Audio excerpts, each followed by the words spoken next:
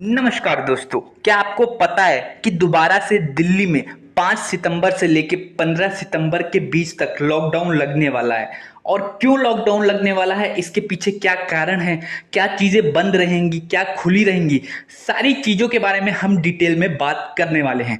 जैसे कि आप लोगों को पता है कि अभी 2 साल पहले कोरोना आया था, तो कितना बड़ा लॉकडाउन लगा था। भारत में नहीं, पूरी दुनिया में लॉकडाउन लगा था और लोगों को कितना कुछ सहना पड़ा था। जिन लोगों को कुछ काम नहीं करना था, स्कूल जाना था, आराम से मौज करना था, उनके लिए लॉकडाउन तो अच्छा था। लेकिन जिन लोगों के बच्चे थे, उनको अपने बच्चे पालने थे, जिनको जॉब करनी थी, उनके लिए लॉकडाउन बहुत ज़्यादा खतरनाक साबित हुआ। लेकिन अब दोबारा राजधानी दिल्ली में लॉकडाउन लगने वाला है। तो दोस्तों, आज के इस वीडियो में हम इसी बारे में डिटेल में बात करने वाले हैं कि क्या रीज़न है जिसकी वजह से दिल्ली बंद रहेगी और इस बीच क्या क्या चीज़ें बंद होने वाली हैं। तो दोस्तों, वीडियो में आगे बढ़ने से पहले मैं चाहूँगा आप मेरे इस चैनल को सब्सक्राइब कर लो, ताकि मैं मोटिवेट हो सकूँ आप लोग के लिए और भी अच्छी अच्छी और बेहतरीन वीडियो बनाने के लिए। तो दोस्तों, वीडियो में आगे बढ़ते हैं। तो दोस्तों, इससे पहले आप कुछ गलत समझे कि दिल्ली में कोरोना फैल गया है या कोई और नई बीमारी फैल गई है, तो मैं आपको पहले ही क्लियर कर दूं, ऐसा कोई रीजन नहीं है जिसकी वजह से दिल्ली बंद हो रही है। दिल्ली बंद होने का मेन कारण है G20 सम्मेलन, या हम कह सकते हैं G20 समिट। तो दोस्तों, अब कुछ लोगों के मन में ये बात आ रही होगी कि आखिर G20 सम्मेलन या G20 समिट है क्या, और आखिर क्यों इसकी वजह से दिल्ली बंद होने वाली है। तो दोस्तों, G20 का मतलब है ग्रुप ऑफ 20, मतलब 20 देशों का समूह। इस G20 के अंदर 20 सबसे बड़े देश है जो पूरी दुनिया के 85% जीडीपी को कंटेन करते हैं।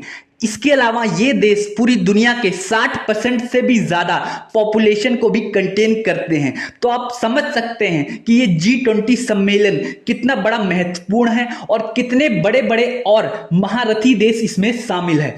तो दोस्तों, अब आप लोगों के मन में ये बात आ रही होगी कि आखिर G20 सम्मेलन किस लिए होता है और इसमें कौन कौन से देश शामिल हैं। तो दोस्तों, इसके लिए हमें समय में थोड़ा पीछे जाना पड़ेगा। ये बात है 1997 की, जब साउथ ईस्ट एशिया में फाइनेंशियल क्राइसिस आई थी। फाइनेंशियल क्राइसिस मतलब साउथ ईस्ट एशिया के जो देश हैं उनकी अर्थव्यवस्था थोड़ी खराब हो गई थी। उस अर्थव्यवस्था को सही करने के लिए साउथ ईस्ट एशिया के जो देश हैं उन्होंने एक साथ मिलके एक इस चीज पे चर्चा करी थी कि अपनी अर्थव्यवस्था को हम कैसे सही करें। तो जो इस चर्चा के अंदर टोटल 7 देशों ने भाग लिया था। उस टाइम इसको G7 के नाम से जाना जाता था। तो दोस्तों, जो ये फाइनेंशियल क्राइसिस थी, ये थाईलैंड से इसकी शुरुआत हुई थी। इसके बाद ये साउथ ईस्ट एशिया में फैल गया।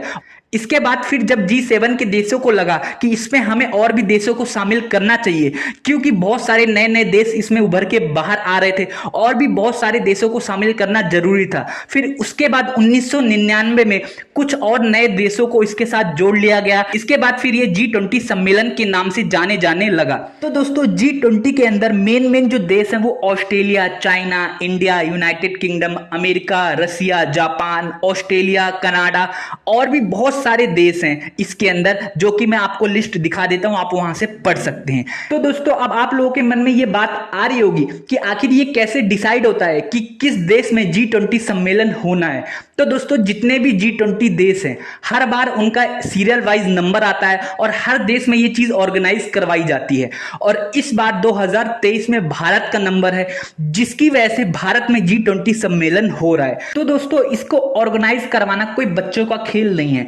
इस वजह से इसको ऑर्गेनाइज करने के लिए इसमें 3 देश मेन शामिल होते हैं। जैसे कि पहला देश वो होता है जिसने पिछले साल इस इवेंट को ऑर्गेनाइज करवाया था, मतलब इंडोनेशिया ने। फिर इसके बाद करंट जो देश ऑर्गेनाइज करवा रहा है, मतलब इंडिया। और इसके बाद जो फ्यूचर में ऑर्गेनाइज करवाएगा अपने देश में, ब्राजील। मतलब इसमें 3 देश मिलके एक साथ सारी चीजों को मैनेज कर रहे हैं, ऑर्गेनाइज कर रहे हैं। तो दोस्तों, अब हम ये बात कर लेते हैं कि आखिर G20 सम्मेलन में किन किन मुद्दों पर बात होता है। तो दोस्तों, मेनली इस सम्मेलन में उन मुद्दों पर बात किया जाता है जिसके लिए पूरा वर्ल्ड जिम्मेदार है। जैसे कि पूरे वर्ल्ड की अर्थव्यवस्था पे बात होती है। इसके अलावा जो फ्यूल खर्च हो रहा है और उन फ्यूल से जो पर्यावरण को नुकसान पहुंच रहा है, उन मुद्दों पे बात किया जाता है। इसके अलावा ग्लोबली जो अनएम्प्लॉयमेंट बढ़ रही है उसके ऊपर बात होती है, क्लाइमेट चेंज के ऊपर बात होती है, आतंकवाद के ऊपर बात होता है और भी बहुत दूसरे मुद्दों पर बात होती है। जैसे कि 2 देशों के बीच अगर युद्ध हो रहा है तो उन मुद्दों पर भी बात की जाती है। दोस्तों, अब आप लोगों के मन में ये बात आ रही होगी कि भारत इतने पैसे खर्च कर रहा है, पूरी दिल्ली में लॉकडाउन लॉकडाउन लगा रहा है, बहुत सारी चीजें बंद रहेंगी, तो इसमें भारत का क्या फायदा रहेगा। तो दोस्तों जैसे कि आप लोगों को पता है कि भारत में अलग अलग देशों के बड़े बड़े प्रेसिडेंट प्रधानमंत्री आ रहे हैं, जिसकी वजह से वो भारत के कल्चर को देखेंगे, भारत की अर्थव्यवस्था को देखेंगे, भारत ने आजादी के बाद कितनी तरक्की करी है उसको देखेंगे। इसकी वजह से वो बाद में भारत में इन्वेस्टमेंट कर सकते हैं और भी दूसरे मुद्दों पे भारत का फायदा होगा, जैसे कि पाकिस्तान के मुद्दे पे, चाइना के मुद्दे पे भारत अपनी बात उन देशों के सामने रख पाएगा और भी दूसरी चीजों में भारत का फायदा होने वाला है, जो कि अभी हमारे सामने नहीं आया लेकिन बाद में हमें फ्यूचर में पता चलेगा। तो दोस्तों अब हम एंड में ये बात कर लेते हैं कि आखिर दिल्ली में क्या क्या चीजें बंद होने वाली हैं। तो दोस्तों 5 सितंबर से लेकर 15 सितंबर तक प्रधानमंत्री मोदी ने भी ये बात कही है कि काफी चीजें प्रभावित होने वाली हैं। इसके लिए दिल्ली में बड़े जितने भी गवर्नमेंट स्कूल हैं, गवर्नमेंट कॉलेज हैं, गवर्नमेंट दफ्तर है, सारी चीजें बंद रहेंगी। इसके अलावा जो भी वहां का यातायात सिस्टम है या फिर हम कह सकते हैं ट्रांसपोर्ट सिस्टम है, वो भी प्रभावित होने वाला है। कई जगह के रूट चेंज होने वाले हैं, 200 से भी ज्यादा ट्रेनें इसमें प्रभावित होंगी या फिर ये रद्द हो जाएंगी। उसके अलावा नई दिल्ली के जितने भी एरिया है वहां के जो रोड हैं वो ब्लॉक हो जाएंगे और जो उस एरिया से लोग आना जाना करते हैं उनको दूसरे रास्तों से जाना पड़ेगा। तो दोस्तों अब हम ये बात कर लेते हैं कि जितने भी दूसरे देश के प्रधानमंत्री या राष्ट्रपति भारत आ रहे हैं उनकी सुरक्षा के लिए भारत में क्या इंतजाम किए गए हैं। सबसे पहले पूरी नई दिल्ली में लॉकडाउन लगा दिया गया है। इसके अलावा जितने भी प्रधानमंत्री, राष्ट्रपति या बड़े अधिकारी आ रहे हैं उनके लिए हर एक प्रधानमंत्री या राष्ट्रपति के लिए अलग अलग होटल बुक किए गए हैं उनके ठहरने के लिए, ताकि उनकी सुरक्षा में कोई चूक ना हो सके। उसके अलावा 50 से भी ज्यादा अलग अलग फोर्सेस की कंपनियां पूरे दिल्ली में तैनात की गई हैं। चप्पे चप्पे पे पुलिस वाले हैं, बहुत सारे एयरफोर्स और मिलिट्री के लोग लगे हुए हैं ताकि इनकी सुरक्षा में कोई कमी ना रह जाए। इसके अलावा जितने भी राष्ट्रपति या प्रधानमंत्री आए हुए हैं उनके लिए स्पेशल टाइप की कारें बुक की गई हैं और जो ये कारें हैं ये पूरी तरीके से बुलेट प्रूफ है।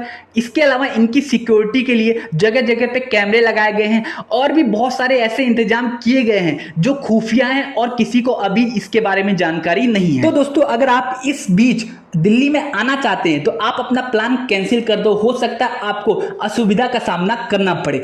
तो दोस्तों उम्मीद करता हूं आपको सारी चीजें समझ आई। अगर इससे रिलेटेड आपके मन में कोई डाउट है तो आप नीचे कमेंट कर सकते हैं। जाते समय मैं चाहूंगा आप मेरे चैनल को सब्सक्राइब कर दो ताकि मैं थोड़ा मोटिवेट हो सकूं आप लोगों के लिए और भी अच्छी और बेहतरीन वीडियो बनाने के लिए। वीडियो देखने के लिए आपका बहुत बहुत शुक्रिया।